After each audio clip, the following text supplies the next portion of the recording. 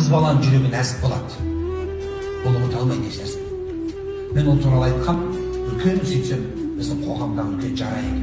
Соны бетін тырнап қойып едім, артынан неше түрлі жаралар шығып кетті, онкология. Сөйтсем, біздің әкелер, қызды тебетін әкелер бар екен, боқтайтын әкелер бар екен. Мен ойлаған жоқпын, что біздің қоғамда осындай әкелер бар.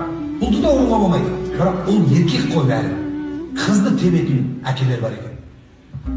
Маған жазған кезде мен таңғалдым. Сол уже ол кісі үлкен кісі, солда жүрегімдегі сол шықпайды. Сол үшін көтеріп жүре алмайды деген сөзі, көтеріп жүрек еркек ұмытып кетеді екен. Еркек жаңағы бір қыз Наташаны көрсем қалады көп нәрсе. Қыз ұмытпайды деген ғой еш нәрсе. Өзімен бірге ана дүниеге алып кетеді екен. Сол ұрған тепкен қыз ертең қайтыс болған кезде сол әкеге Құран оқытып, таңдып кеткен